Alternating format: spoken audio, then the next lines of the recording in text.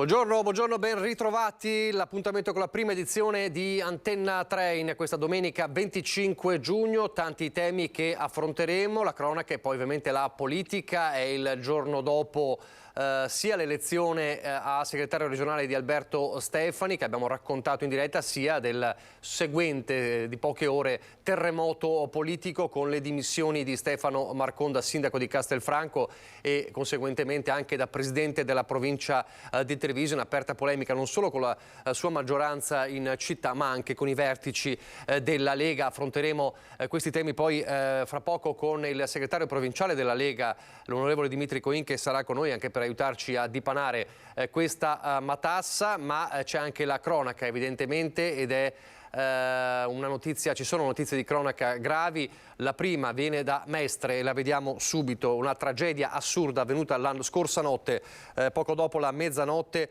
lungo i binari della linea Mestre-Venezia all'altezza del Vega, con due ragazzi che sono stati travolti da un treno, un morto e un ferito. La vittima è Emanuele Tripargoletti, nato a Cosenza, 25enne che viveva a Paterno Calabro, con lui l'amico 23enne di Legnago in provincia di Verona. I due giovani hanno attraversato i binari, non è ancora chiaro il motivo, anche se il 23enne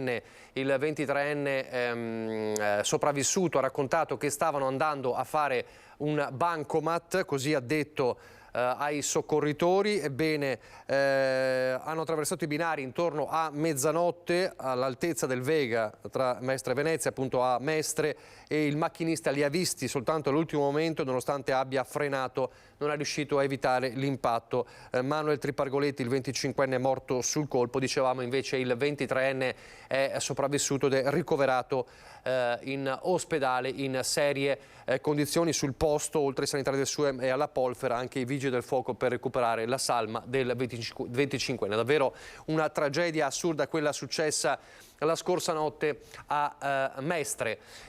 Incidenti stradali, un incidente stradale grave questa mattina a Spresiano, poco dopo le 8, un'auto per cause in fase di accertamento, come vediamo queste immagini realizzate dal nostro Christian Arboita, ha urtato, si è scontrato con un calesse che procedeva in via Carducci proprio a Spresiano, sbalzando di fatto l'unico passeggero che c'era sul calesse, un 63enne di Arcade, che è finito ovviamente sull'asfalto ed è ricoverato in gravi condizioni. Ferite lievi invece per il conducente del calesse, un 76enne di Carbonera, illeso l'automobilista di Spresiano. Dinamica ovviamente al vaglio dei carabinieri che avete visto sul posto per i rilievi. Questo è accaduto poco dopo le 8 di questa mattina in via Carducci a Spresiano. Torneremo a parlare di cronaca fra poco, ma c'è ovviamente da parlare di politica, e allora c'è il terremoto di Castelfranco, il terremoto nato con le dimissioni di Stefano Marcon. Abbiamo raccontato proprio in diretta ieri, una lettera di dimissioni che è arrivata poco dopo un post davvero al vetriolo. Ecco, queste sono le lettere di dimissioni, la lettera di dimissioni, il messaggio di dimissioni di Stefano Marcon ufficiali proprio di ieri sera, arrivate al segretario comunale, precedute da questo post che ha fatto discutere durissimo, nel quale Stefano Marcon attacca sia una parte della maggioranza in consiglio comunale sia i vertici della Lega. Scrive in questo lungo post Stefano Marcon, che poi commenteremo: hanno ucciso un sogno, ad alcuni hanno ucciso un sogno, ed è il riferimento a quanto detto in questa settimana da Roberto Marcato, a me l'hanno trasformato in un incubo. E dice Marcon che ha aspettato che ci fosse il congresso poi per vidimare, ufficializzare questa decisione, e racconta in questo lungo post la sua carriera politica e i successi, insomma, sia come sindaco che come presidente della provincia, ma poi attacca sia la situazione a Castelfranco, sia la Lega, o meglio la piega che ha preso la Lega, dice Marcon, un incubo con niente autonomia, sempre meno nord. Dice Marcon nel post: la Lega sarà pure per obbligo di legge, crea centri per il cambio di sesso, ponte sullo stretto di Messina, insomma stesso disagio, forse un po' di più di quando vedevo i leghisti con le corna. E poi torna su Castelfranco, un clima interno di sfiducia totale nei confronti di persone con le quali ho condiviso molto il mio percorso, altro incubo, Castelfranco Veneto non merita di essere vincolata da certi figuri che tengono sotto scacco l'amministrazione. Insomma è un doppio fronte quello della polemica di Marcon, sia appunto per la situazione locale di Castelfranco, sia anche per la direzione della Lega. Tutto questo avviene dopo la vittoria di Alberto Stefani al congresso regionale. Allora cercheremo di capire ulteriormente cosa sta succedendo e cosa accadrà sia a Castelfranco sia in provincia. È chiaramente un terremoto che non può non portare a delle conseguenze. Allora, qualche ora prima di questo terremoto c'era stata la proclamazione ufficiale di Alberto Stefani, segretario regionale della Lega allo Sheraton di Padova, peraltro con l'auspicio che si ripartisse da zero, che si tirasse una riga sulle polemiche, un auspicio che cade evidentemente nel vuoto se il primo fronte che si apre è proprio nella Marca trevigiana. Ma allora rivediamo, l'abbiamo raccontato in diretta con i nostri inviati ieri, Chiara Gaiani e Francesco Ratai allo Sheraton di Padova. Rivediamo allora il momento della proclamazione di Alberto Stefani da segretario regionale e anche le sue prime parole. L'ufficio di presidenza, assieme agli scrutatori designati, ha effettuato lo scrutinio, ha verificato la corrispondenza delle schede votate con le schede riscontrate nell'urna e viene proclamato eletto segretario della Liga Veneta Lega Salvini Premier Alberto Stefani con 288 voti.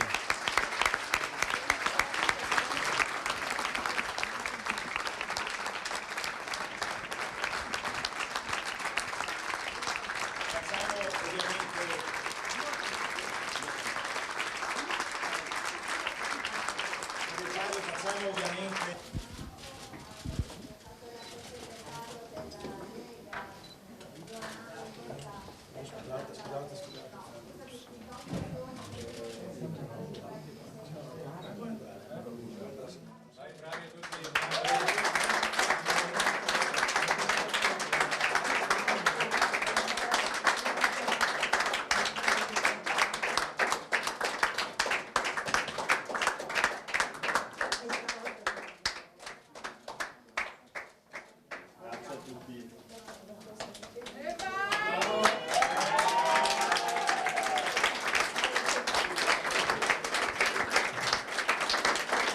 lavoreremo tutti i giorni, l'ho promesso nel mio intervento congressuale, quello che conta è essere soprattutto presenti. Questo è quello che io voglio fare, l'ho detto oggi, l'ho promesso. Abbiamo 350 comuni al voto, abbiamo le elezioni europee, abbiamo le elezioni provinciali, quindi si festeggia poco e si lavorerà tanto. Il merito di una squadra, il merito di tantissimi militanti che hanno capito il messaggio di questa squadra e l'hanno capito soprattutto in questi 3 anni e io li ringrazio perché hanno tenuto duro in un momento di difficoltà, quello della pandemia che aveva impedito a questo partito di organizzare riunioni, di organizzare serate, di potersi trovare. Per un partito come il nostro questo è sicuramente qualcosa che creava dei problemi. Nonostante questo abbiamo tenuto duro, oggi siamo qui a rilanciare questo movimento politico e lo faremo con tutta la nostra energia. Io l'ho detto oggi, la Lega non è retroguardia, la Lega non è mai stato un partito che guarda indietro, la Lega è avanguardia, è un partito che guarda avanti. Franco è un amico e sono felice di essermi confrontato con lui e sicuramente un congresso porta un dibattito interno, poi c'è una linea ma poi si torna compatti e si va a vincere le prossime sfide che abbiamo davanti. Questo è quello che conta. Un Franco Mazzato che peraltro ha detto che lascerà la politica. Sentiamo anche ieri sera le parole di Massimo Bitonci, l'onorevole Massimo Bitonci, sottosegretario del Carroccio dopo la vittoria di Stefani. Da stasera si ricomincia da zero, cioè nel senso che come i congressi sono sempre un po' così, no? Vi ricordate insomma al suo tempo anch'io con Flavio Tosi che insomma avevo perso di qualche voto, Alberto è una persona molto capace e lo sta dimostrando, e soprattutto che guarda il futuro del movimento. Abbiamo delle sfide importanti e lui è una persona che è in grado di raccogliere le sfide e portare avanti il nostro movimento. Ecco, anche Zaia oggi ha detto: non mi interessano i sondaggi, dobbiamo ritrovare la nostra identità, dobbiamo andare avanti. Ho ascoltato con attenzione l'ampio intervento del governatore, che condivido al 100%. In realtà noi stiamo lavorando sulla nostra identità, perché il processo dell'autonomia è in sede parlamentare. Noi come parlamentari continuiamo a portare avanti quelli che sono ovviamente gli obiettivi, i progetti anche del Veneto, le iniziative continue. Io per esempio personalmente sono anche all'interno di quel gruppo che insomma sta gestendo tutto il tema di Milano Cortina, delegato dal Ministro, quindi ognuno di noi cerca di portare avanti le iniziative del Veneto. Sulla ZLS siamo riusciti a sbloccare una situazione ferma da alcuni mesi, che adesso verrà portata avanti dal Ministro Fitto, quindi insomma noi seguiamo i temi veneti ogni giorno. Così l'onorevole Bitonci ieri sera evidentemente soddisfatto dalla vittoria di Stefano. Allora parleremo fra poco sia delle conseguenze del congresso che ovviamente del caso di Stefano Marcon con l'onorevole Dimitri Coin. Torniamo alla cronaca con un incidente, una disavventura di un turista in visita al lago di Misurina questa mattina. Siamo nel Bellunese, che ha dimenticato o funzionava male il freno a mano, ha visto la propria auto appena parcheggiata finire nelle acque del lago di Misurina, restando semisommersa. L'uomo era sceso per prendere un caffè in un bar, aveva parcheggiato in un piazzale in leggera discesa a lato dello specchio lacustre. Qualcosa però non ha funzionato nella manovra di stazionamento, perché a un certo punto l'auto ha iniziato a muoversi, finendo quasi al centro del lago. La vettura era vuota, al turista non è rimasto che chiedere l'intervento dei vigili del fuoco intervenuti da Cortina, che con l'aiuto del personale della sezione speleo-alpino fluviale hanno recuperato, trainandola, la macchina dall'acqua. Invece gravissime ancora le condizioni del 57enne veneziano, che ieri è stato travolto da un tir dopo che era sceso dall'auto in panne lungo l'A27. Stava guidando in direzione Treviso lungo la A27 quando la sua auto ad un tratto ha avuto un problema meccanico. Un 57enne residente nel Veneziano è stato costretto a rallentare ed accostare lungo la carreggiata in un punto dove non c'è la corsia d'emergenza. La dinamica è ancora al vaglio delle forze dell'ordine, ma secondo una prima ricostruzione l'automobilista, che avrebbe utilizzato anche il giubbotto caterinfrangente, appena sceso dalla macchina è stato travolto da un auto articolato. L'impatto devastante. L'uomo scaraventato a terra. Immediatamente sono stati allertati i mezzi di soccorso. Sul posto anche l'elicottero del SUEM-118. Gravissime le condizioni del 57enne, che è stato trasportato all'ospedale di Treviso. Il grave incidente è avvenuto poco prima di mezzogiorno sulla 27 nel tratto compreso tra Mareno di Piave e Ponte della Priula. Ieri mattina, a proposito di drammi sulle strade, a Cairano di San Marco l'ultimo addio a Manuel Bolzonello, il giovane papà morto sabato scorso in sella alla sua moto.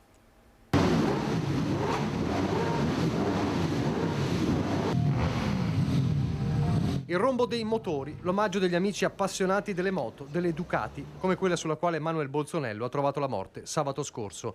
Ci sono anche loro, i compagni delle due ruote, assieme alle comunità di Trevignano, dove abitava da 3 anni con la sua Jessica, e di Cairano San Marco, dove era nato e cresciuto. E poi la famiglia, distrutta da un dolore lancinante per dover dare addio al suo Manuel. Fra poche settimane la piccola Giorgia, sua figlia, compirà 3 anni, ma a festeggiarla non ci sarà il papà. Facciamo fatica ad accettare Manuel così giovane che ci lascia. Lui che aveva tanti sogni, progetti per il suo futuro.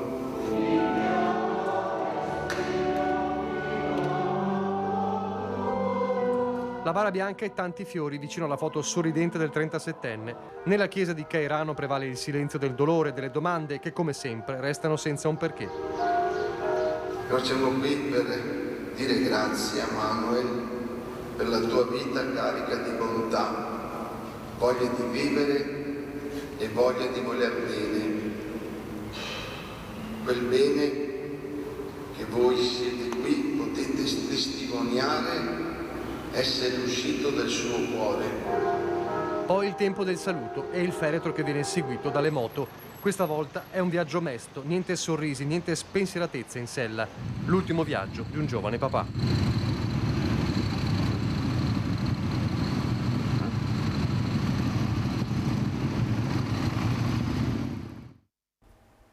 La consapevolezza della sicurezza stradale passa attraverso anche dei video, dei messaggi spesso shock. C'è un video realizzato in collaborazione con l'ULSS 3, con una casa di produzione che ricostruisce la vicenda di una ragazzina morta e utilizza anche le voci vere, le vere voci drammatiche delle chiamate al SUEM 118 degli incidenti.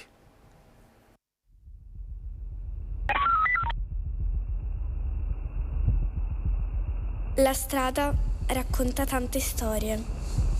Una di queste è la mia storia. 118. Sì, è successo un incidente. Signora, allora, con calma, quanti mezzi sono coinvolti, signora? Una persona, una ragazza. Aveva solo 12 anni la ragazzina che la piccola Cecilia Chiarini interpreta nel video shock realizzato da Saturno 9 in collaborazione con l'ULSS 3 Serenissima per sensibilizzare sulla tematica della sicurezza stradale. Nel video sono state riportate le reali telefonate che il 118 quotidianamente riceve. Ecco, signora, l'ambulanza sta già arrivando. La ragazza è cosciente, parla, risponde? Non lo so. Signora, allora l'ambulanza... Ha perso sangue in testa. Ho pensato che una bambina, una testimonianza, in questo caso la bimba, lo ripeto, è un angelo fondamentalmente, potesse iniziare a scuotere queste coscienze per poi farlo attraverso il racconto degli operatori, degli utenti, che è una cosa un po' esclusiva, e di quegli scenari che noi vediamo nelle strade. E addome anche lei. Falco da Alfa Zero. Un video che vuole creare un impatto emotivo ma che punta anche ad educare lo spettatore. Solo puntando sulla cultura di base e su quello che ci si porta dentro, poi si possa veramente portare un cambiamento sostanziale. Un cambiamento che deve partire soprattutto dalla responsabilità del singolo. È bloccata. Sto andando. Ok. Ascolta, io ho preso la vena alla gravida che è ferma in corsia di emergenza con una Mercedes nera perché è una minaccia d'aborto. E le raccomandazioni arrivano soprattutto da chi ogni giorno soccorre le persone vittime di incidenti. Iniziative che mirano a sensibilizzare la popolazione sono sempre motivo di speranza, di cambiamento. Vale la vita di persone, molte persone che sono appunto, come ho detto nel video, sono bambini che potrebbero crescere da grandi e avere un futuro. La ragazza in macchina, la ragazza è deceduta. Avrei voluto diventare una donna, ma qualcuno ha deciso che così non doveva essere.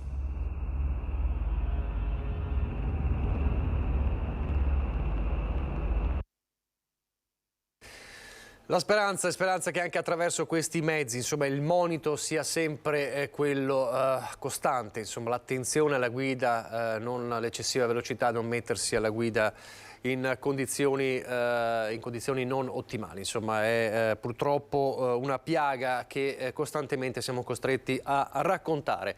Così come siamo costretti a raccontare spesso delle vicende di ragazzini che si combattono per poche dosi di hashish, per la droga, che partono da casa anche armati di coltello. Ci sono i due episodi, gli ultimi, quello tragico di Varago di Macerata e quello drammatico di Pezzanne di Carbonera, quest'ultimo appunto con il 16enne che resta appunto grave, accoltellato alla schiena, e allora in campo vengono potenziati i controlli nei luoghi di aggregazione. Il sangue sul ciglio della strada in un parco pubblico, sangue di giovanissimi in lotta per qualche dose di droga, ma soprattutto bande di minori che girano armati, coltelli per lo più, ma anche bastoni o pistole soft air. Un fenomeno allarmante attenzionato dai carabinieri che hanno potenziato i controlli. Proprio nell'ottica di ricercare l'eventuale abuso di stupefacenti in contesti giovanili e anche cercare di rinvenire eventuali armi bianche che questi ragazzi, molto spesso minorenni, come purtroppo abbiamo visto in recenti episodi, dimostrano di detenere al seguito. Pezzan di Carbonera, Varago di Maserada, 2 fatti gravi esplosi per lo stesso motivo, la cessione di droga. Nell'ultimo episodio il 16enne, che si trova ancora in prognosi riservata, ha rischiato di morire. L'11 maggio la tragedia si è consumata vicino ad un giardino pubblico, stessa dinamica, stesso movente. Questa volta non va bene e sul prato rimane senza vita il 17enne Aymen Adda Benameur. Bande di ragazzini che partono armati da casa per andare a vendere o ad acquistare hashish o marijuana. Poi la cronaca è la stessa, il litigio violento dove spuntano le armi. Cercheremo di monitorare i luoghi di aggregazione giovanili, quindi tradizionalmente parchi all'esterno di esercizi pubblici, piuttosto che presso le fermate e le stazioni degli autobus e dei treni, quindi punti di passaggio e punti di ritrovo giovanili. Intanto i carabinieri continuano ad indagare sulla rissa sfociata nel sangue a Carbonera. 3 i feriti, il 16enne in prognosi riservata, l'amico coetaneo con qualche contusione ed il presunto aggressore in possesso del coltello a cui sono stati refertati 10 giorni di prognosi per alcuni traumi. Da accertare se i gruppi si conoscessero e se si fossero dati appuntamento per la cessione della droga. Forse uno dei 2 gruppi non voleva pagare o non era d'accordo sul prezzo. Dinamiche al vaglio dei carabinieri. Mentre alle ore contate il 5° giovane di Breda scappato prima dell'arrivo dei militari dell'Arma. Lasciamo la cronaca e c'è invece l'economia, l'abbiamo raccontato ieri, questo studio, la ricerca di Confartigianato, dal quale emerge che l'intelligenza artificiale, l'automazione che entrano sempre di più in azienda anche nell'artigianato ed espellono manodopera. Nella Marca 1 lavoratore su 3 nell'artigianato è a rischio occupazione. Per alcuni settori ad alto rischio, chiamiamoli così, secondo quello che poi la nostra indagine ha codificato, sarebbero a rischio diciamo, di potenziale sostituzione e integrazione dell'automazione, un circa 20% degli attuali posti di lavoro. La provincia di Treviso è al 22° posto in Italia e terza in Veneto per maggior rischio all'occupazione sul totale di addetti. Si parla del 30% degli occupati totali. Non dobbiamo allarmarci da questa nostra indagine, ma è una direzione che, come sempre, le sfide della tecnologia hanno fatto cambiare negli ultimi 200 anni, insomma, il mondo del lavoro. Nessun allarme dunque, ma secondo Confartigianato la sfida sarà quella di accompagnare gli imprenditori in questo cambiamento.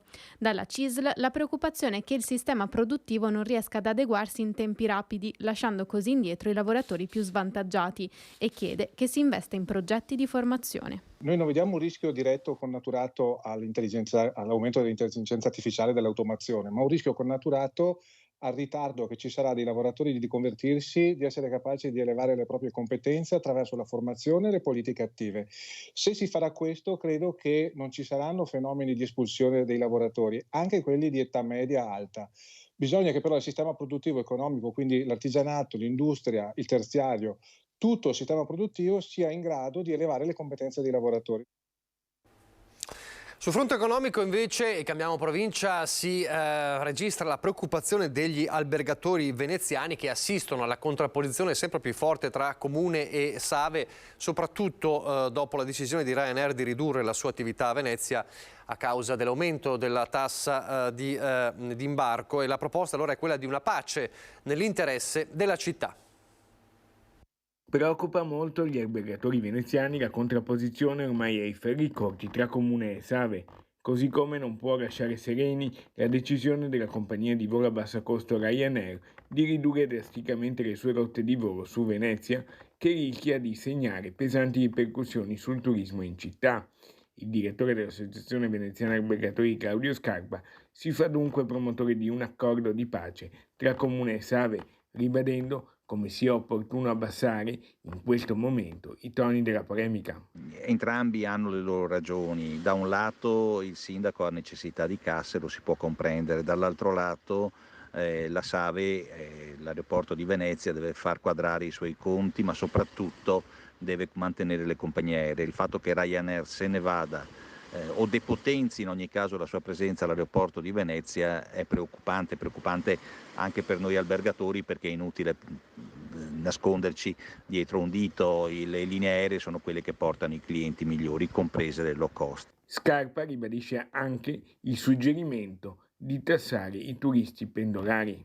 Chi dorme in albergo a Venezia paga la tassa di soggiorno, chi arriva a Venezia passa con l'aereo paga la tassa d'imbarco, chi viene dalla mattina alla sera in città, magari portandosi tutto da casa o dall'albergo a 200 km da Venezia dove ha pernottato, quello non paga niente. Cominciamo a ragionare nel far pagare questo tipo di persone, cominciamo anche a ragionare sul fatto che la città ha bisogno di soldi per andare avanti, è una città costosissima anche per la pubblica amministrazione, non solo per i suoi abitanti, e quindi c'è la necessità di trovare nuove risorse. La sanità pubblica, la difesa della sanità pubblica erano in 2000 ieri dal Veneto per partecipare alla manifestazione nazionale organizzata a Roma dalla CGIL. Che oggi per noi è l'inizio. Lo voglio dire in modo molto chiaro. La mobilitazione proseguirà finché non ci sarà una svolta nelle scelte politiche nazionali e regionali su sanità pubblica, sicurezza sui luoghi di lavoro e non autosufficienza. A Roma sono arrivati oltre 2000 veneti per partecipare alla manifestazione Articolo 32, salute, diritto fondamentale delle persone e delle comunità, indetta dalla CGIL e da decine di associazioni attive sul territorio. 2000 lavoratrici e lavoratori, pensionate e pensionati veneti che chiedono il rispetto di quella norma costituzionale. Noi vogliamo una sanità pubblica, basta la privatizzazione, serve un piano straordinario di reclutamento del personale, gli infermieri, gli operatori, tutti siamo sotto organico e quindi serve un piano per dare più assistenza, dobbiamo migliorare la qualità, aiutateci e insieme ce la faremo. Secondo la CGIL il processo di privatizzazione del sistema sanitario nazionale colpisce anche, se non soprattutto, il Veneto e sempre più persone che non possono permettersi di ricorrere alle strutture private rinunciano alla medicina di prevenzione o addirittura a curarsi. Mentre stress, salari bassi, turni massacranti e carenza di personale spingono i lavoratori del comparto a valutare perfino di cambiare professione. I diritti fondamentali, l'articolo 32 della nostra Costituzione deve essere applicato. Noi oggi chiediamo questo, lo chiediamo al governo, ma lo chiediamo anche alla nostra regione. Sono temi fondamentali che riguardano la vita e il futuro delle persone. Per questo oggi siamo in moltissimi qui. Torniamo a Venezia perché anche a Venezia c'è stato il Pride, il Laguna Pride, una manifestazione contro le discriminazioni che ha puntato il dito contro le scelte del governo Meloni e l'annullamento poi degli atti di nascita delle famiglie omogenitoriali a Padova. Io credo che questo percorso e questo Pride, questa giornata saranno molto importanti. Erano tantissimi i giovani che hanno pacificamente invaso Calli e Campielli per partecipare al Laguna Pride, un evento che da anni non si svolgeva a Venezia. Una giornata che viene rivendicata come costruita dal basso attraverso il lavoro di collettivi e gruppi che, per usare le loro parole, hanno attraversato queste strade con rabbia e amore per dimostrare che anche Venezia lotta per i diritti e contro le discriminazioni. Organizzare un Pride quest'anno è stato più che mai necessario, hanno detto i manifestanti, secondo i quali l'annullamento degli atti di nascita dei figli e delle famiglie omogenitoriali a Padova rappresenta solo l'ultimo esempio di come questo governo tolga quotidianamente diritti. Il giudizio sul governo Meloni è durissimo, ha solo inasprito e peggiorato una situazione già difficile con una politica e con delle leggi che, avvallate da una certa narrazione mediatica, tolgono libertà che oramai dovrebbero essere considerate fondamentali. Le scelte sulle nostre vite le facciamo noi, dicono invece questi giovani, e nessuno ci può togliere il diritto di fare una famiglia come la vogliamo noi. Non vogliamo più vivere di discriminazioni e bigottismo. Le cali di Venezia, come le strade di tutte le altre città, si legge in un loro comunicato, hanno bisogno di respirare un'aria diversa, come abbiamo bisogno di respirarla noi. A proposito di mamme, la storia da Bassano, dal bassanese di una mamma giovanissima che sta affrontando la maturità.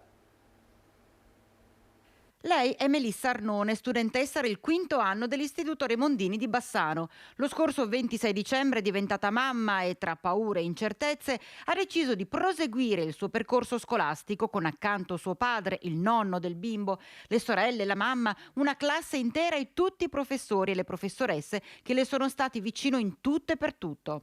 Subito avevo paura della reazione dei compagni inizialmente perché non eravamo mai stati una classe molto unita. E invece quando hanno saputo che ero incinta e tutto, abbiamo cominciato tutti ad unirci molto tra di noi e a cercare proprio il supporto e quell'amicizia che non avevo mai avuto in 4 anni di scuola. I primi mesi ha frequentato con le dovute accortezze le lezioni, ottenendo tra l'altro una media altissima. Durante le vacanze di Natale il piccolo è nato e lei si è presentata regolarmente in classe il giorno della ripresa delle lezioni. La preside mi ha dato carta bianca perché appunto avendo una media molto alta mi ha detto che non avrebbe fatto in nessun modo che io perdessi l'anno. Decisi di frequentare così in presenza, soprattutto i giorni delle verifiche, interrogazioni, simulazioni, delle presentazioni importanti e il resto stavo in DAD. Con sempre il suo piccolo con sé. Ha cominciato a stare in braccio con tutti i professori durante le lezioni, a fare lezioni con i professori, a stare per terra su un tappettone che era stato dato dalla scuola, a giocare, a dormire. E adesso tu stai affrontando l'esame di maturità. Mi sono presentata a scuola con Teo e con mio papà. Prove scritte fatte con il bambino che Melissa ha allattato quando necessario e adesso tocca all'orale in programma martedì prossimo e assieme a lei ci sarà sempre il bimbo in braccio.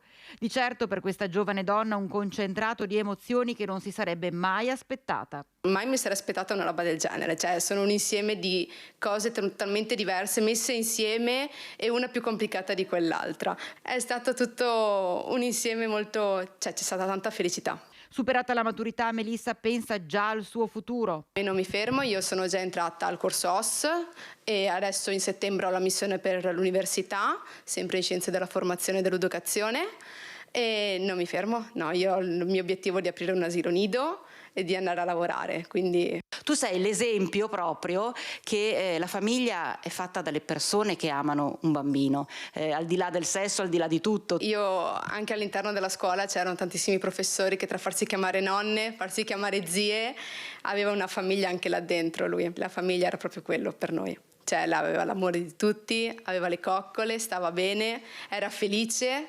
E approfitta per lanciare un messaggio a tutte le persone.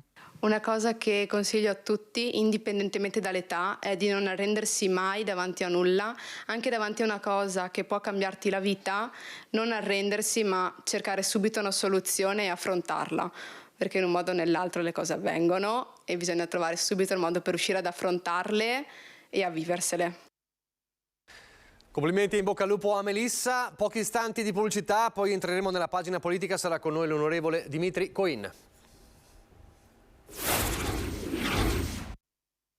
La Commissione europea ha approvato il regime di aiuti per il nuovo bando che verrà pubblicato a brevissimo, già nel mese di luglio, e che prevede una dotazione di circa 1 miliardo di euro e prevede la possibilità di installare pannelli fotovoltaici per le imprese agricole con un contributo a fondo perduto dell'80%. 1 miliardo di euro a fondo perduto per dare un'opportunità in più alle aziende agricole anche del nostro territorio, quella di diventare produttori di energia verde investendo solo il 20% dei costi di impianto. La notizia è arrivata ieri sera durante l'incontro organizzato dalla CIA di Treviso proprio sull'agrivoltaico. Del resto le aziende agricole vantano aree importanti come i tetti dei magazzini e delle stalle da coprire di pannelli per la produzione energetica. Un settore, quello della produzione elettrica, finora in parte penalizzato dalla norma che limita gli impianti al solo scopo dell'autoconsumo, ora superato grazie al confronto tra agricoltori e Ministero. Limitarsi al solo autoconsumo, quindi a costruire i pannelli sui tetti solo attraverso l'autoconsumo dell'azienda, fosse limitativo per il bando stesso. Sarà incentivato il consumo associato tra aziende sul modello delle comunità energetiche e contemporaneamente sarà normata l'installazione di impianti a terra per limitare speculazioni e consumo del suolo. L'obiettivo è di rendere ogni azienda agricola anche una piccola centrale elettrica per sé e per il mercato. È una grandissima opportunità per il settore agricolo perché consente da un lato di investire nella sostenibilità della produzione, ma dall'altro anche nella sostenibilità economica. Un'opportunità economica per il presidente veneto di CIA, ma anche una risposta a chi vorrebbe l'agricoltura fanalino di coda dell'economia regionale e nazionale. Noi siamo per un'agricoltura innovativa, siamo per un'agricoltura del futuro, sappiamo che la nostra agricoltura qualche problemino c'era, però ci sono strumenti per poter risolvere, per poter proiettarci in questa transizione green, in questa anche transizione energetica, da vincenti e non da perdenti, come spesso alcuni anche movimenti ideologici ci vogliono far passare. Così allora sul fotovoltaico con l'agricoltura, questo importante annuncio. Allora siamo in diretta di nuovo ed è con noi l'onorevole Dimitri Coin, segretario provinciale della Lega Treviso. Buongiorno e buona domenica. Buona domenica a voi, buona domenica agli ascoltatori. Allora grazie di essere con noi, soprattutto oggi perché ci può aiutare un po' a dipanare la matassa. Allora abbiamo raccontato già ieri, anche all'inizio della nostra prima edizione, questa doppia giornata insomma della Lega con da una parte la vittoria di Stefani e poi il terremoto delle dimissioni di Stefano Marcon. Partiamo ovviamente da qui, anche perché è una cosa che dovrà gestire lei in quanto segretario provinciale della Lega. Le chiedo subito se ha sentito Stefano Marcon in queste ore per capire com'è la situazione. Sì, noi ci siamo visti ieri durante il congresso regionale della Lega a Padova e poi nel tardo pomeriggio alle 18.04 lui protocolla il documento dove di fatto rassegna le dimissioni in mano al Presidente del Consiglio. Ed è sintomatico che venga esplicitato proprio il 18.04, che vuol dire congresso chiuso, urne ancora chiuse e quindi ancora da scrutinare, quindi il congresso non c'entra. Questo è il messaggio chiaro che si evidenzia con quell'orario specificato e dove di fatto dice quel che dice, cioè che si dimette, e dopo abbiniamo questo al post che ha fatto ieri e quindi magari si possono dare diverse letture. Ieri non era raggiungibile, non sono riuscito a parlarci assieme, sono sentiti con altri, con Luciano Dussin, con altre persone attorno, tutte sorprese dalla decisione che è stata presa, però siamo riusciti a sentirci stamattina. Ci sono 20 giorni per valutare un rientro delle dimissioni che, se dovessero andare in questa direzione, prevederebbero anche la caduta dalla carica di Presidente della provincia, e quindi di fatto sarebbe uno sconquasso importante non solo per la politica leghista trevigiana, ma per la politica trevigiana, perché stiamo parlando di un sindaco di una città di 30.000 abitanti, stiamo parlando del Presidente della provincia di Treviso, che è comunque la provincia più leghista d'Italia. Allora dopo le chiedo gli scenari che possono, l'iter e gli scenari tecnicamente che possono esserci. Lei ha detto insomma fulmine a ciel sereno, perché lei ci aveva parlato con Marcon ieri mattina, no? Sì, ieri mattina ci siamo visti, è andato a votare, ha votato al congresso e siamo parlati, dovevamo fissare un appuntamento la prossima settimana per vedersi, perché c'erano alcune situazioni da cercare di dirimere all'interno dell'amministrazione comunale, che insomma all'interno dell'amministrazione di Castelfranco non sono neanche tanto misteriose, e quindi per trovare una soluzione. Ma era assolutamente tranquillo e quindi eravamo d'accordo di vederci in settimana. Lui mi ha risposto con una battuta e mi ha detto: Dimitri, sicuramente ci vedremo, ma che nessuno si immaginava che il motivo di vedersi derivasse dal fatto che qualche ora dopo si sarebbe dimesso. E come si è spiegato? Quando ha letto di questa cosa, quando ha saputo, cosa ha detto? Cosa ha pensato? No, non ho pensato nulla, perché di fatto sono rimasto talmente sorpreso che non riuscivo a capacitarmi di quello che era successo. E poi parlando con altri suoi collaboratori stretti a Castelfranco, nessuno sapeva nulla. Quindi è stata una sorpresa per tutti, ma di fatto una sorpresa che rispetto anche al post che lui ha fatto, che fa capire di un momento di difficoltà interno all'amministrazione e di una stanchezza, cioè o le cose vanno avanti come devono andare o se no rispetto a certe pressioni o a certi giochi che prevedono appunto pressioni io non ci sto più. Ieri pomeriggio a margine del congresso, parlando con un ragazzo che era presente al congresso, questo mi si avvicina e mi dice: sì, ma così compromette anche la propria carriera politica, vuol dire fermarsi? Io ho detto: scusami, fermati, forse non hai capito una cosa, cioè per chi fa politica e vive di politica e la politica è tutta la sua vita, questo calcolo lo fa, ma chi fa l'imprenditore, chi ha un'impresa in Italia, all'estero, che deve gestire un'azienda di autotrasporti come la sua, che ha famiglie alle quali deve dare lo stipendio a fine mese, o le cose gestiscono e vanno in un certo modo e può mettere a propria disposizione l'esperienza e le capacità che ha, oppure dice tranquillamente: arrangiatevi.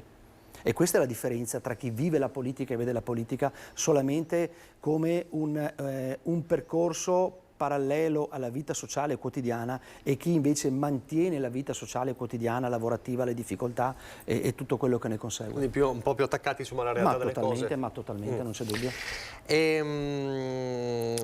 Lei dice non è legato al congresso, però lui dice, in quel post che abbiamo letto più di una volta, anche ieri, lui parla del discorso di Castelfranco, e qui volevo chiederle, la situazione di Castelfranco ci si è arrivati anche perché non c'era una guida alla segreteria provinciale? Assolutamente sì, posso dirlo, perché la situazione, e senza nessun timore, perché la situazione di Castelfranco l'abbiamo vista l'anno precedente a Mogliano e l'abbiamo vista anche a Nervese la Battaglia. È mancata una guida politica seria a Treviso che sapesse intercettare le difficoltà dei sindaci e degli amministratori, e non solo di loro, e fosse intervenuta nei momenti opportuni, perché quando intervieni troppo tardi e quando si sono innescate delle situazioni interpersonali è assolutamente difficile intervenire. Non possiamo pensare di perdere l'intera amministrazione di Mogliano che esce dalla Lega, non possiamo pensare di perdere Fabio Vettori come sindaco di Nervesa dopo 9 anni di amministrazione per dei capricci di qualcuno, e non possiamo pensare di portare all'esasperazione una figura che è fondamentale nelle dinamiche e nel peso politico della marca trevigiana come Stefano Marcon. Si è sentito solo Stefano Marcon? Stefano Marcon si è sentito solo, sì. Specie nei mesi passati.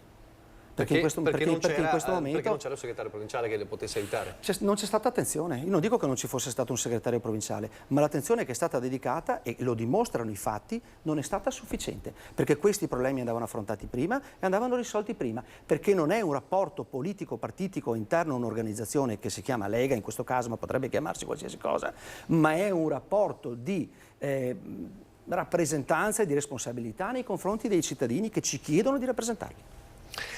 Allora, le chiedo anche questo, perché poi ci sono vari passaggi invece che riguardano proprio la Lega e dove sta andando la Lega. Ha parlato del cambio del centro di cambio Sesso, ha parlato di Ponte di Messina, ha parlato anche di tante cose e dice l'autonomia, però l'autonomia non arriva, eccetera. Questo messaggio, secondo lei, potrebbe essere un preludio anche a un abbandono della Lega? Io spero proprio di no, perché in Lega abbiamo dei punti fermi in provincia di Treviso e Stefano è uno di questi punti fermi.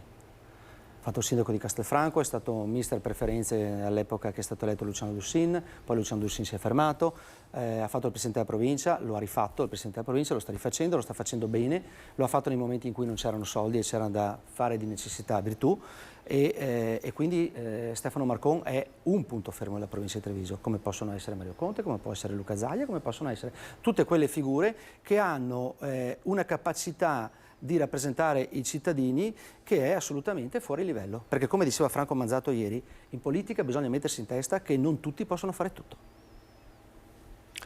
Quindi immagino che il suo lavoro da adesso, da ieri già, è quello di ricucire ovviamente questa situazione.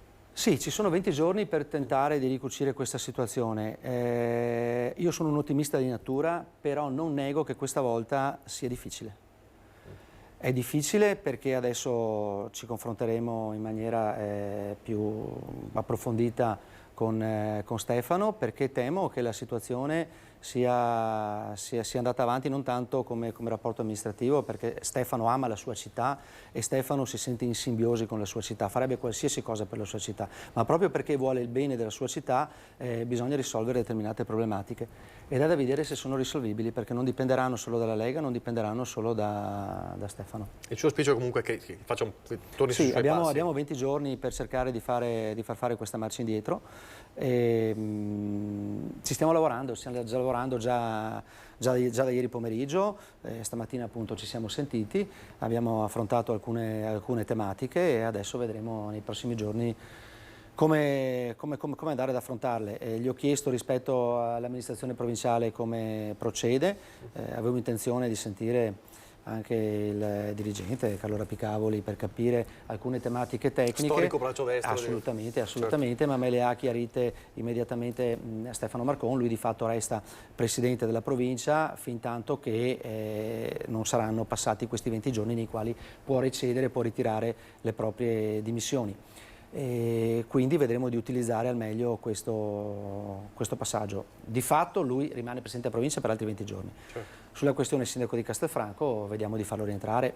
Ripeto, è una partita molto difficile e con queste parole voglio far capire a tutti che serve senso di responsabilità di tutti, a livello politico, a livello partitico, a livello personale, di tutte le persone dentro Castelfranco e fuori Castelfranco, perché il nostro impegno ce l'abbiamo nei confronti dei cittadini che ci danno fiducia. Noi oggi proprio siamo a Castelfranco con il nostro Christian Boyd perché immagino che la città, i residenti rimangano così un po' disorientati, no? È molto amato Stefano Marcon, per cui ritrovarsi così in questa situazione non deve essere... Descriverlo semplicemente, Stefano Marcon è una brava persona. Certo. Punto. Lavora, fa di meglio il meglio che può, fa il presidente della provincia e si divide facendo il sindaco di Castelfranco con una legge che ha tolto le presidenze e le province in maniera scellerata e sciagurata. Lo stesso Del Rio ora riconosce l'errore che è stato fatto e abbiamo un sindaco che fa presidente della provincia, fa il sindaco, si corre da una parte all'altra, fa l'imprenditore di fatto facendo gestire anche ad altri magari la sua attività, perché il tempo è quello che è, ma il tempo non lo fa mancare nel rapporto con i cittadini, perché sente il peso della responsabilità che gli è stata affidata, sia come presidente della provincia e sia come sindaco. Non dovesse ricucirsi, e ci auguriamo che succeda, ma immagino soprattutto voi vi augurate che succeda, tecnicamente cosa accade? Allora, passano i 20 giorni, e di fatto immagino che sia facente funzioni la vicepresidente della provincia. Sì, la vicepresidente dovrebbe essere facente funzioni fino a che si andrà a un rinnovo della provincia. Speriamo di andare con la legge che preveda comunque perché poi c'è in ballo il ritorno all'elezione diretta. Si è parlato anche di un traghettamento che potrebbe essere affidato a Mario Conte. Non ne vedo le condizioni e non vedo il ruolo, cioè il presidente della provincia lo fa il vicepresidente, non è che è fino a nuove elezioni, da quello che so io. Sono tematiche che approfondiremo, ma non vedo nemmeno tecnicamente lo spazio per una cosa del genere. Magari mi sbaglio, ma ad ora così su due piedi non lo vedo. Senta, allora, quello che è successo ieri è sembrato quasi una sceneggiatura di un film, perché poche ore dopo la vittoria di Stefani, con l'auspicio di Stefani di tirare, l'hanno detto un po' tutti, tiriamo una riga, ripartiamo da zero, compatti, e tutto questo è svanito come una bolla di sapone, perché è subito creato un caso, e non è un caso da poco, perché come diceva Dimitri Coin, insomma, Stefano Marcon è un nome importante per la Lega. Allora, è già finita l'auspicio di ripartire compatti? No, assolutamente. Guarda, io penso che il congresso di ieri abbia determinato la conferma di Alberto Stefani, riconoscendogli il buon lavoro che ha fatto in questi ultimi 3 anni. Franco Manzato ha portato delle tesi congressuali che secondo me sono state davvero molto interessanti, ma Franco di fatto è una persona che politica la fa da tanti anni, ha dato talmente tanto alla politica e viaggia ad un livello di consapevolezza politica e di visione politica che è sopra la media. E quindi assolutamente fatto il congresso, è stato eletto un segretario e lui sarà il segretario assolutamente di tutti. Su quello che ha detto Franco ieri mi è piaciuto molto il passaggio che nessuno fino ad ora ha mai avuto il coraggio di toccare, ma nella consapevolezza interiore noi ce l'abbiamo, che è quello di dire rispetto all'autonomia che l'autonomia non deve essere semplicemente un rapporto tra lo Stato e gli enti locali, ma deve essere un rapporto anche con i cittadini, perché la sensazione che hanno i cittadini è quella di dire ma per me cosa cambia dopo? Cioè un trasferimento di poteri dallo Stato alla Regione migliora l'efficienza del servizio che mi ha dato la Regione, abbassa i costi, si possono ottimizzare i servizi, ma il cittadino che di fatto ha difficoltà a pagare le bollette a fine mese si chiede effettivamente cosa a lui cambia, e su questo tema noi dobbiamo incentrare un nostro dibattito e partire con queste considerazioni, con uno sviluppo ulteriore della tematica dell'autonomia in Veneto. Siamo in una fase dove questo percorso si è incardinato bene, è partito bene, c'è il ministro perfetto per poterlo fare che è Calderoli, e quindi ci sono 5 anni di tempo, c'è una maggioranza tale che i numeri li ha, e io sono assolutamente convinto che questa volta la porteremo a casa. Però ragionare anche su una praticità rispetto alla vita dei cittadini reale, quanto può incidere di più sulla quotidianità dei cittadini, quanti soldi in più restano in tasca ai cittadini, questo è un tema che va assolutamente sviluppato. Ci spiega la scelta, cosa rappresentava Manzato rispetto a Stefani? Ma sono due figure intanto che sono perfettamente consapevoli che la Lega va avanti, perché Franco è stato comunque un parlamentare della legislatura passata, è stato sottosegretario all'agricoltura, Manzato ha un'esperienza sicuramente superiore e una consapevolezza rispetto a quella che è la storicità della Liga Veneta, perché la Liga Veneta nasce 40 anni fa, forse anche di più, da un percorso storico-filosofico-culturale che parte dalla Serenissima Repubblica, dalla lingua veneta e da tutta quanta una serie di sensibilità che in Veneto ci sono. Si sposa poi con la Lega Lombarda di Umberto Bossi, che ha come tematiche quelle prettamente fiscali, che comunque vengono condivise anche dalla Liga Veneta. Nasce la Lega Nord, che porta avanti un percorso incentrato soprattutto sull'elemento comune e che accomuna, che è appunto la fiscalità, dar luce e dar voce alle piccole e medie imprese che prima non erano nemmeno considerate, agli agricoltori e a tutte quelle categorie produttive che prima erano un po' dimenticate, e quindi si va avanti col percorso della Lega Nord. E quindi era un po' mantenere comunque presente quello che è la Liga Veneta all'interno della Liga per Salvini Premier. Ecco, il titolo che abbiamo messo è questo, perché poi ieri anche Gian Antonio D'Alè faceva capire che questa Lega, la Lega di Stefani, è la Lega, cioè la Lega di Salvini, che non è la Liga Veneta, che non è quella Lega di Bossi.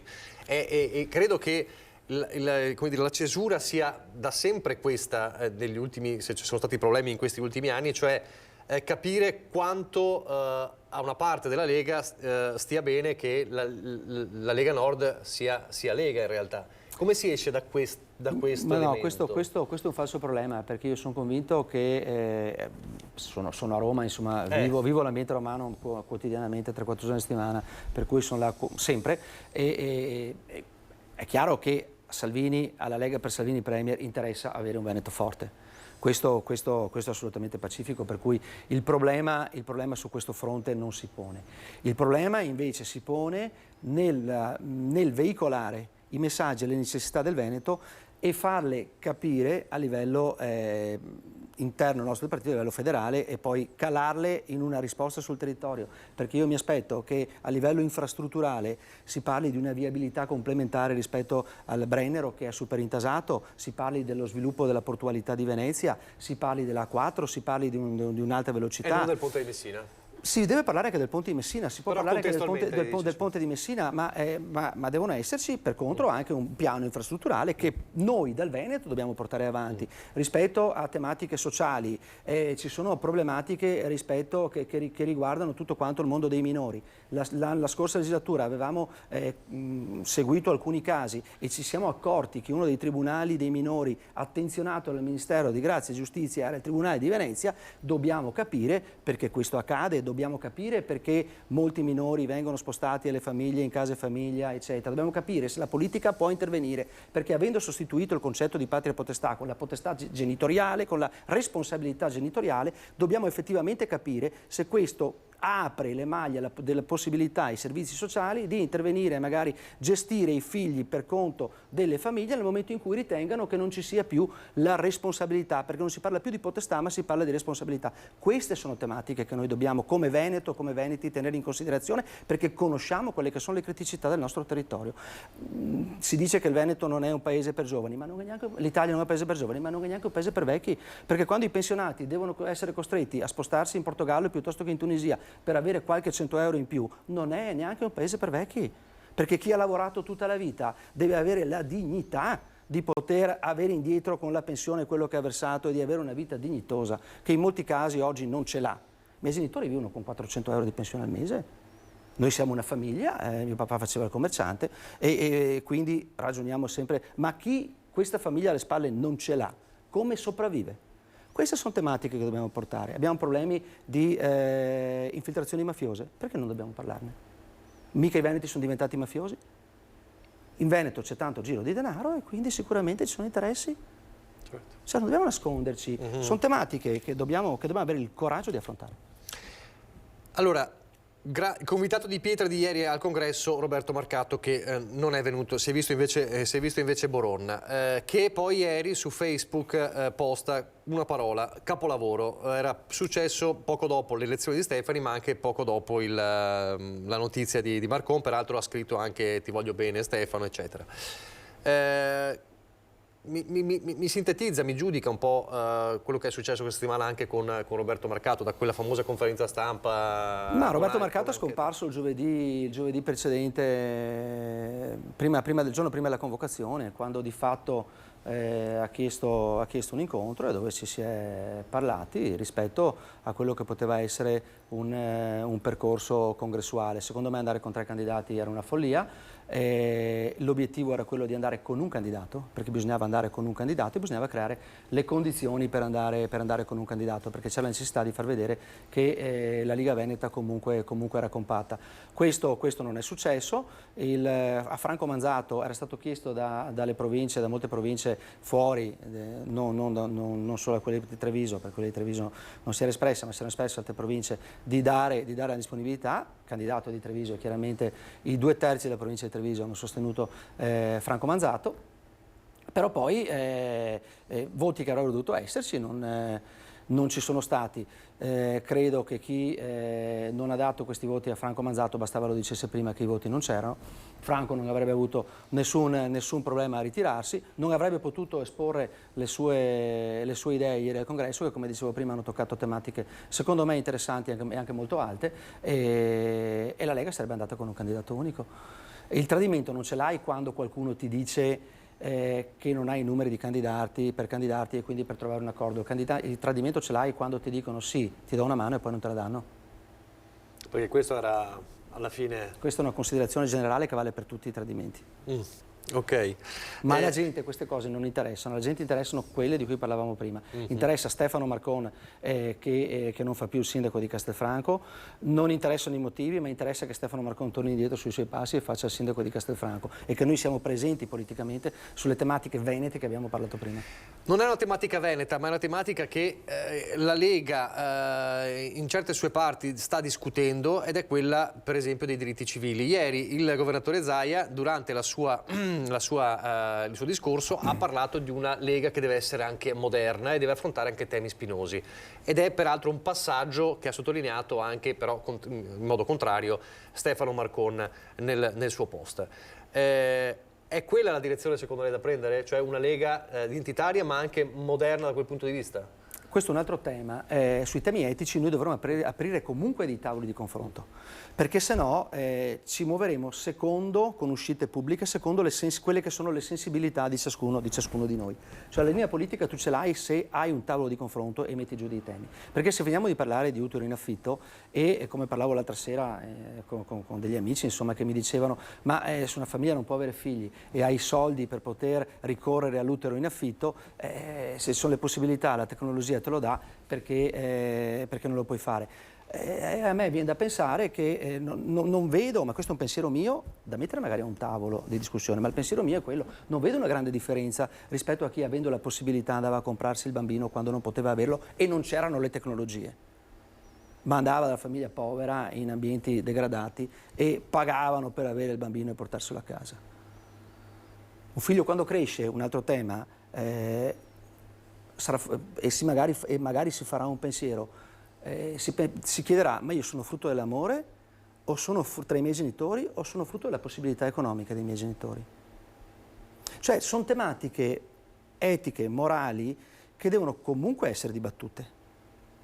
Dire che è la prospettiva, l'uscita, il futuro, ma sì, probabilmente sarà anche il futuro, perché ci siamo abituati a talmente tante cose. All'epoca del Covid siamo rimasti chiusi in casa, c'è una guerra fuori dalle porte di casa e abbiamo la percezione che ci sia, ma nella nostra vita quotidiana non lo facciamo capire.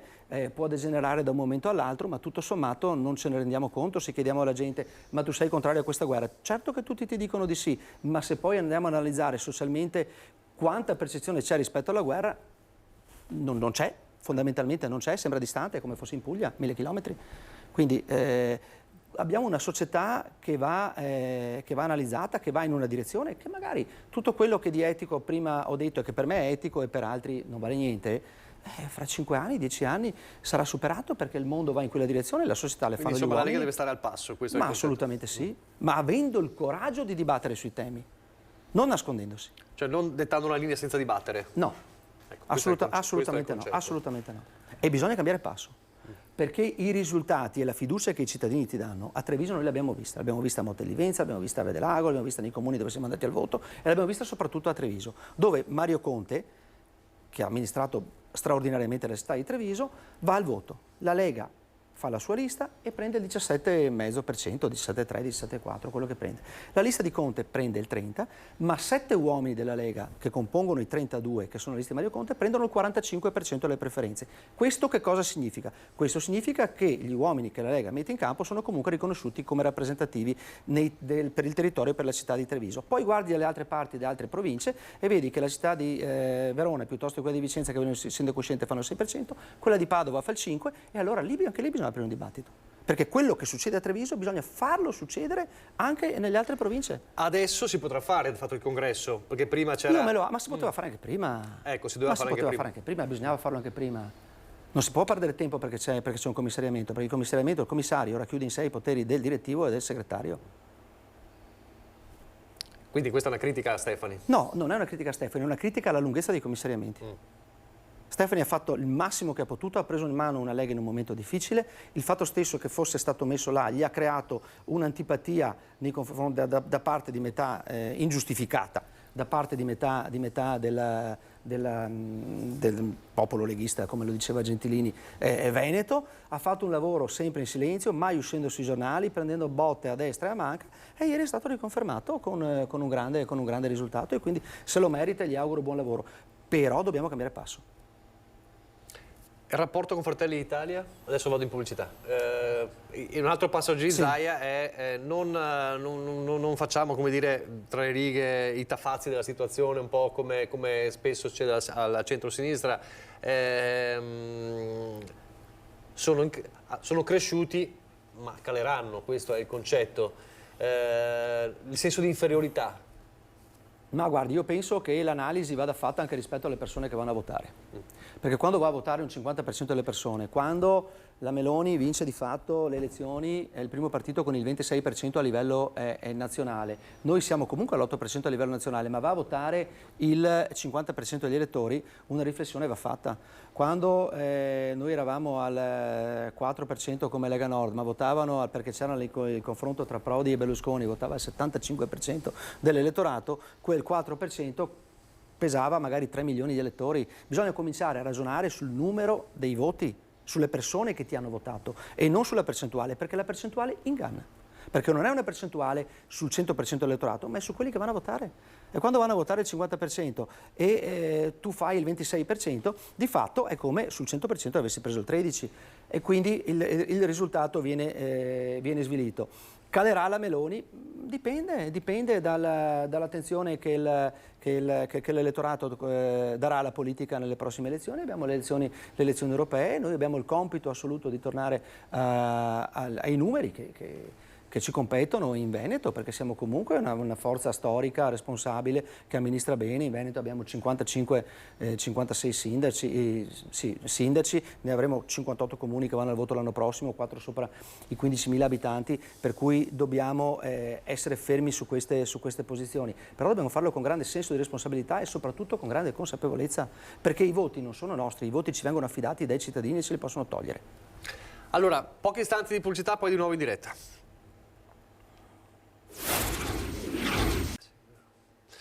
Rieccoci in studio, è rimasto con noi, lo ringrazio, Dimitri Coin. Allora torniamo e chiudiamo poi così la libero, torniamo allora su Castelfranco. Il messaggio è cercare di convincere Stefano Marcona a tornare indietro sulla sua decisione, ma al tempo stesso risolvere la situazione Castelfranco. Assolutamente, per tornare indietro bisogna risolvere la situazione, non ci sono altre vie d'uscita, e quindi il lavoro da fare sarà parecchio nei prossimi giorni e come dicevo prima sarà anche complicato, e quindi questa difficoltà deve portare tutti al senso di responsabilità, perché noi il mandato ce l'abbiamo dai cittadini, punto. Il messaggio è a chi sta creando problemi a Castelfranco? No, il messaggio è per tutti, il senso di responsabilità è alle tensioni che sono create all'interno dell'amministrazione, a essere propositivi verso trovare un'uscita, una via d'uscita rispetto anche a chi, escludendo Stefano Marcone, è rimasto comunque in amministrazione accanto al sindaco, perché poi se ci sono tensioni sono sempre modulate tra più persone. Bisogna passarci sopra, cioè la ragionare a un livello più alto. Ed è convinto insomma, che lei dice è difficile, però insomma, immagino che l'obiettivo è quello. L'obiettivo è assolutamente quello, c'è solo quello come obiettivo. Perdere la figura di Marcon sarebbe una ferita molto ampia per la Lega. Sì, assolutamente, sarebbe un danno, una ferita non rimarginabile. Sarebbe una ferita non rimarginabile per Castelfranco, per tutta l'area castellana, per tutta la provincia di Treviso, per la Lega in particolare e non solo della provincia di Treviso. Questo dunque è l'obiettivo. Io ringrazio Dimitri Coin, l'onorevole Dimitri Coin, per essere stato con noi, per averci aiutato insomma, a capire cosa stava succedendo, e magari allora cercheremo di capire anche nei prossimi giorni cosa succederà, perché saranno giorni cruciali. Sì, saranno giorni cruciali, saranno giorni impegnativi, saranno giorni nei quali dovremo fare il massimo per risolvere questa questione, perché la partita del congresso era comunque un confronto interno che ai cittadini interessa marginalmente, e la vera partita, ripeto, è la responsabilità che i cittadini ci mettono sulle spalle quando ci votano, e quindi su Castelfranco bisogna risolvere la questione, è la nostra priorità, e daremo il massimo, faremo di tutto per riuscire a risolverla, perché la dobbiamo risolvere, altrimenti sarebbe una sconfitta per tutti. Mi tolgo la curiosità, Stefani ha chiesto qualcosa su Marcon da Neos, perché subito, appena eletto segretaria, subito questa patata bollente. Ma queste cose dovete chiedere ad Alberto Stefani, scusi. Dovete chiedere a Stefano Marcon. Ieri di fatto è stato travolto dall'entusiasmo per il risultato, e credo che francamente non avesse realizzato la situazione. Neanche sì, l'aveva perfettamente capita, perché gliel'avevo detto proprio durante lo spoglio. Infatti io stavo seguendo lo spoglio, mi cosa ha detto? Mi è arrivato il messaggio, è rimasto sorpreso anche lui, però poi insomma è stato travolto da festeggiamenti e da tutto il resto. Se si sono sentiti dovete chiederlo a Stefano Marcon, perché questa cosa io francamente non la so. Grazie, allora, grazie davvero all'onorevole Dimitri Coin per essere stato con noi. Allora dico alla regia che vediamo un servizio della redazione di Belluno, perché manca poco meno di una settimana, anzi una settimana all'anniversario della tragedia della Marmolada, ma c'è una stagione che nella zona della Marmolada riparte e deve ripartire ovviamente in sicurezza. Allora vediamo il servizio sulla stagione in Marmolada della redazione di Belluno, e ringrazio ancora l'onorevole Coin. Grazie. Grazie a voi e un saluto ai telespettatori. Al via la stagione estiva sul massiccio della Marmolada. Se da una parte il comune di Canazei ha anticipato che la parte sommitale del ghiacciaio resterà chiusa nei mesi più caldi per garantire l'incolumità dei visitatori, per quanto riguarda invece i fianchi della Regina è tutto pronto per regalare un'estate di emozioni in piena sicurezza. Ripartiamo con l'idea che la montagna è vita, è un modo di evadere dalla quotidianità generale di una città, di una cosa, e quindi dobbiamo andare avanti e dobbiamo dare la possibilità di godere a tutti di questa bellezza. Tante le novità dell'offerta turistica, con percorsi che coniugano il fascino paesaggistico delle Dolomiti con elementi di interesse storico e culturale. Visite guidate all'interno del nostro splendido museo, che si trova a 3000 metri alla stazione di Serauta, e in più vari percorsi che sono quelli all'esterno della stazione. Abbiamo sistemato una nuova ferrata che ci porterà al di sopra della stazione di Serata, che è la zona Forcella V. Una serie di tunnel, incamminamenti della prima guerra mondiale raggiungibili tramite un piccolo percorso di 200 metri dalla stazione di Serauta. Codici QR aiuteranno il visitatore a godere dell'offerta turistica, oltre a fornire tutte le informazioni sulla storia e la morfologia di questi luoghi maestosi, ma si parla anche di eventi e mostre che completeranno l'esperienza di passeggiare sulla cima più alta delle Dolomiti. Questo noi è un po' anche il nostro obiettivo, quello di dare la possibilità a qualsiasi persona di qualsiasi età di raggiungere una cima, dando una visione di quello che si trova attorno, aperto a tutti.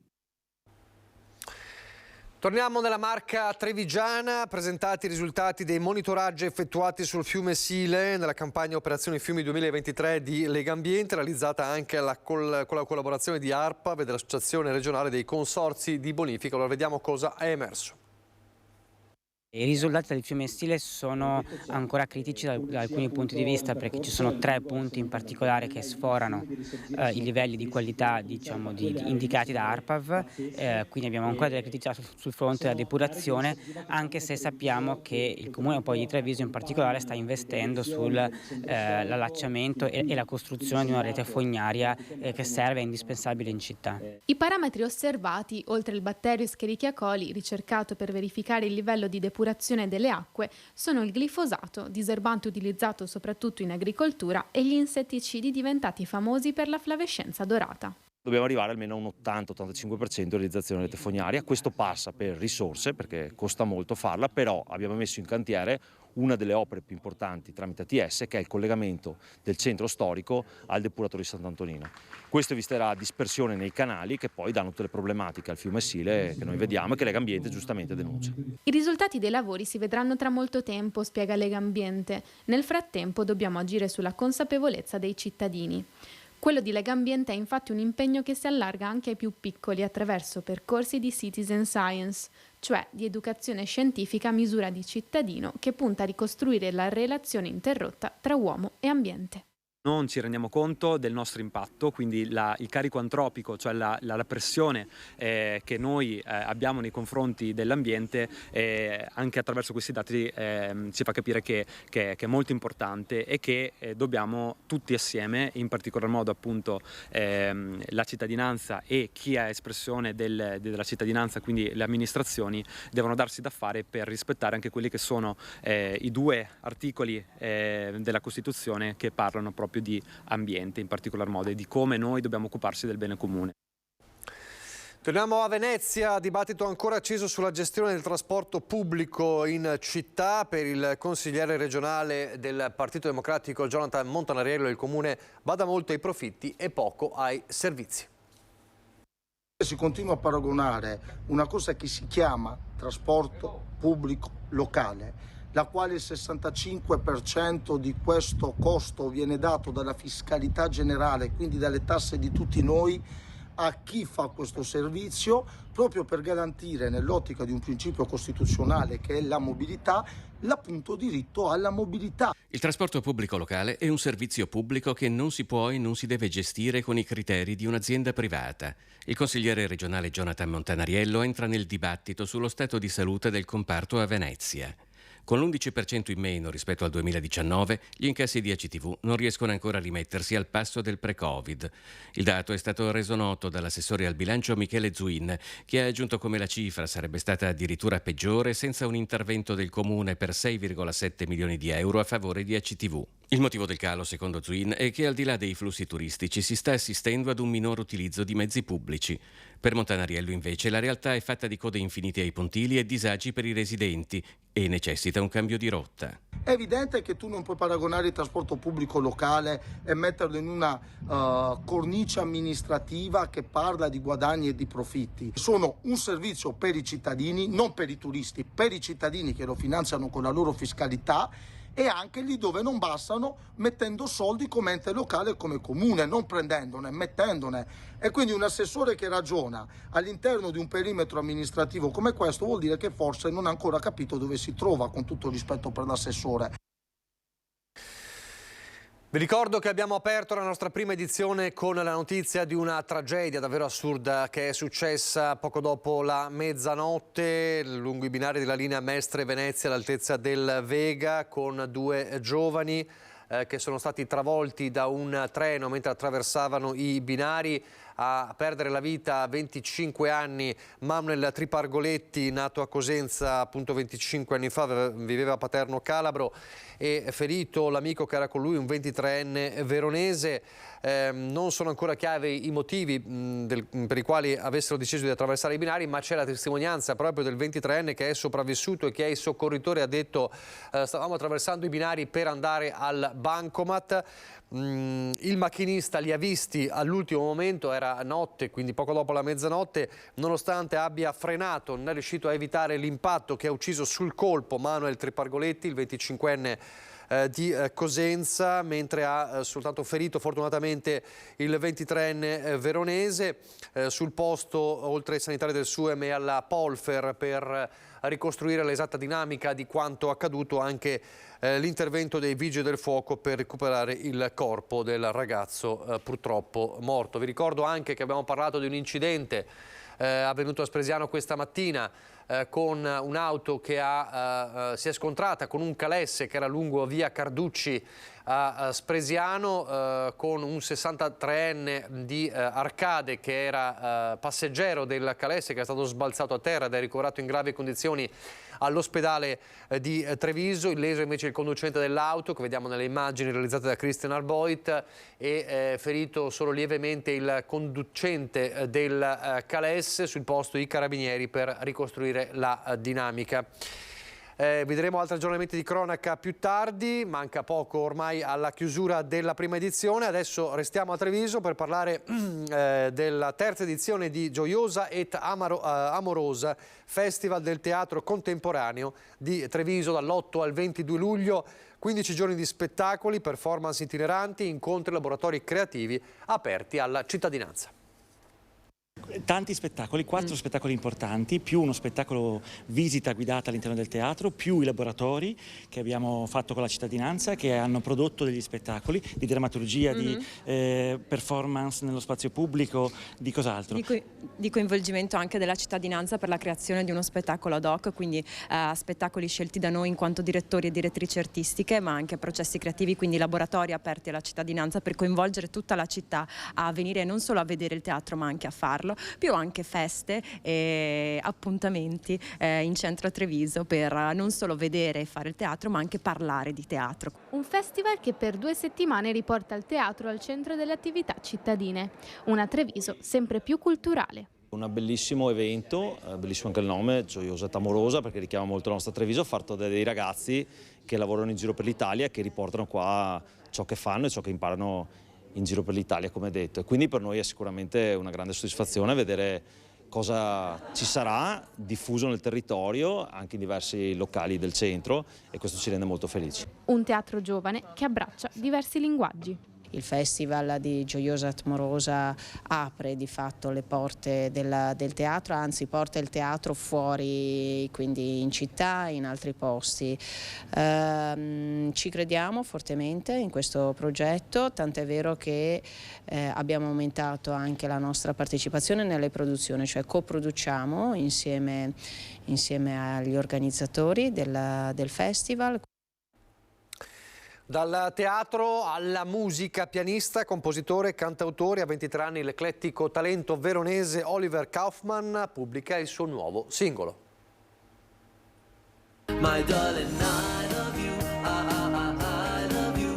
I Love You Forever abbina in realtà molte parti della mia vita, cioè si parla appunto di questi viaggi per Londra dove scopro nuova musica, dove studio nuova musica, ma anche di una storia d'amore che si sviluppa proprio in questa città. Da Londra a Milano, passando per la Germania. Sono nato in Germania, ho vissuto lì per 12 anni, 10 anni a Colonia e 2 anni a Monaco, e poi mi sono trasferito a Verona, dove ho fatto le medie, liceo, e poi adesso sono tra Milano e Verona. Milano ho fatto l'università e adesso sono tra Milano e Verona per la musica. Una passione, quella per la musica, che Oliver coltiva fin da quando era bambino. Sono arrivato alla musica quando ho iniziato a suonare il piano a 6 anni. I miei genitori mi hanno portato alla lezione di pianoforte, poi poco dopo ho iniziato a cantare e poi ho messo insieme 4 accordi e il mio primo testo e da lì ho capito che era quello che volevo fare. E per il futuro, tanti progetti in cantiere. Progetti futuri, sto scrivendo tanto, sto producendo tanto, io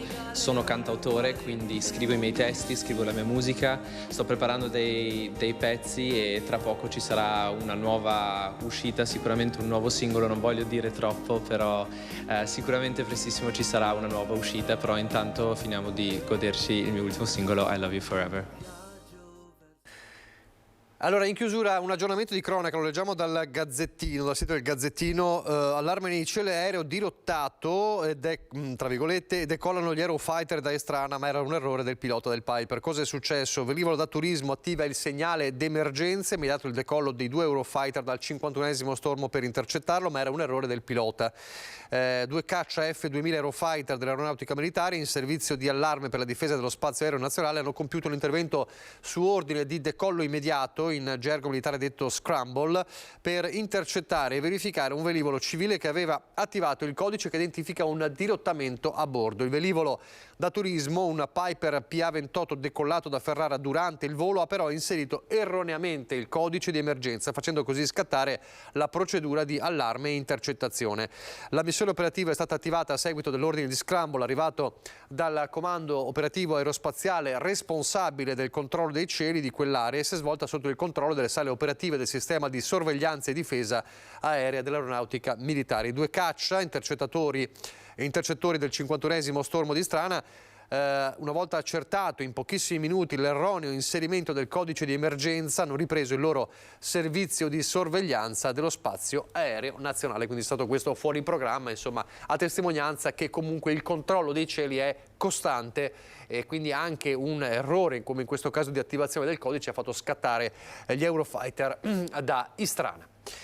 Siamo davvero in chiusura in questa prima edizione di cui abbiamo parlato di cronaca, ma anche ovviamente di politica, e con l'onorevole Coina abbiamo cercato di capire cosa sta accadendo a Castelfranco. Lo racconteremo anche nel nostro telegiornale di questa sera. Il nostro Christian Arboit è andato proprio in città a Castelfranco per sentire anche l'umore della città, e allora vi rimando al telegiornale di questa sera dalle 19:30, mentre adesso vi lascio alle previsioni del tempo. Grazie per averci seguito e arrivederci.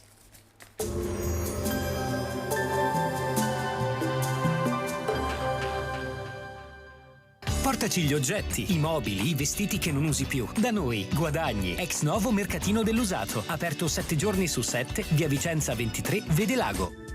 Bentrovati al meteo. Il weekend prosegue all'insegna del bel tempo con l'anticiclone africano che si rinsalda ancora di più. Vediamo insieme il dettaglio. Sul Veneto la grafica di domenica 25 giugno mostra un contesto stabile e soleggiato, infatti non si verificheranno precipitazioni, il cielo sarà sgombro da nubi o velato. Temperature senza variazioni di rilievo, minime comprese tra 15 e 22 gradi, massime sui 28-31 gradi all'incirca. Ci spostiamo ora sul Friuli Venezia Giulia. Anche qui tanto sole, con cielo sereno su pianura e costa, al massimo poco nuvoloso sui monti nel pomeriggio, ma in genere senza conseguenze. Temperature minime sui 16-20 gradi, massime intorno ai 29-30 gradi all'incirca. Infine diamo uno sguardo alla situazione del Trentino Alto Adige, dove è previsto un tempo molto soleggiato con cielo per lo più limpido. Temperature minime intorno ai 15-18 gradi, massime sui 29-33 gradi. Dal meteo per ora è tutto, vi auguro un buon proseguimento in nostra compagnia.